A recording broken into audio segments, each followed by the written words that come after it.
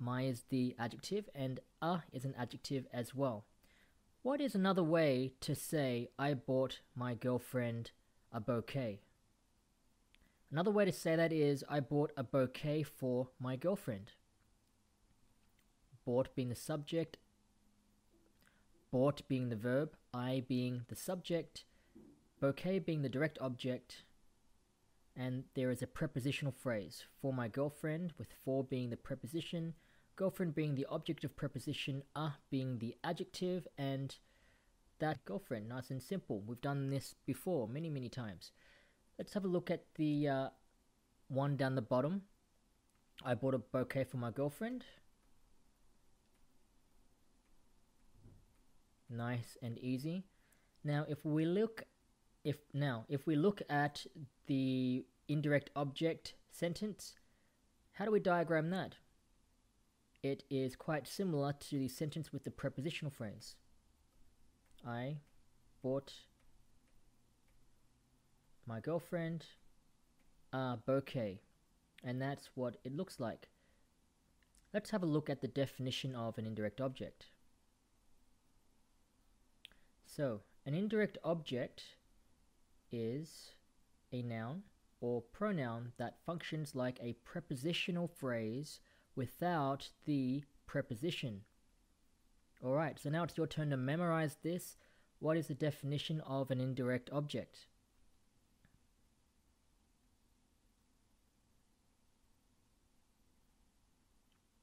Okay, so here is the definition of an indirect object. An indirect object is a noun or pronoun that functions like a prepositional phrase without the preposition.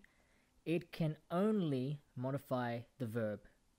Alright, so memorize this and tell me, what is an indirect object? Very good. What's an indirect object? Super! What's an indirect object? Good job. What's an indirect object? Groovy. What's an indirect object? Terrific. What's an indirect object? Nice going. Fantastic. Okay. So that's the definition. Now we want to have a look at how to mark an indirect object. So in the example here, Thomas Edison taught his second wife Morse code. We need to mark it first. So the verb here is taught, subject is Thomas Edison, the direct object is Morse code, and the indirect object is wife, and we've got adjectives being his, second, and Morse. Now when we are looking at diagramming an indirect object, it looks like the following. So you have subject, the verb, the direct object, and you've got the X and the indirect object underneath that as well. So that's how to diagram an indirect object. And let's have a look at the diagrammed indirect object. Thomas Edison. Thomas Edison taught his second wife Morse code. Done. Alright, we are now looking at the first 5. Some people donate Red Cross their blood. What's the verb here? The verb is donate. The subject is people. And what is the direct object? It's blood. The indirect object, Red Cross. What is some? It is the adjective, and there is an adjective as well. So the reason why Red Cross is one indirect object is because it's a proper noun. Now diagram this sentence. And here is the diagram. Okay, here is the second.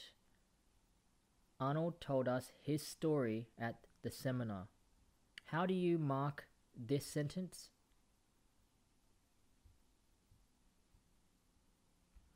So here is the marking. So this sentence has a prepositional phrase as well, and the prepositional phrase modifies the verb. How do you diagram this sentence?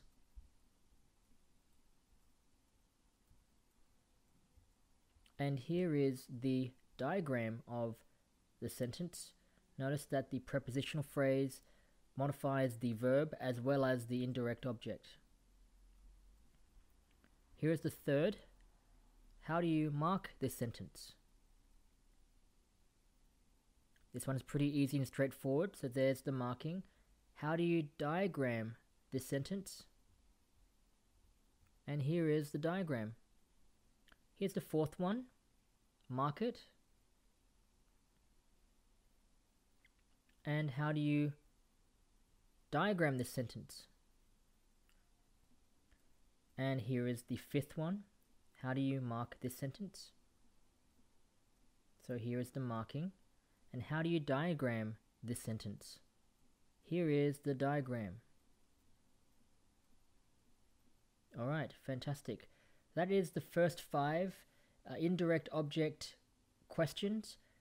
I hope that helps you deal with the other ones, and we shall see you in the next video. All the best with that. Now, there are some tips that you may need to know when you are diagramming an indirect object. Just remember that the indirect object will always modify the verb, and that there is always a preposition that is omitted from an indirect object. So keep that in mind, and it's always going to be marked with an X.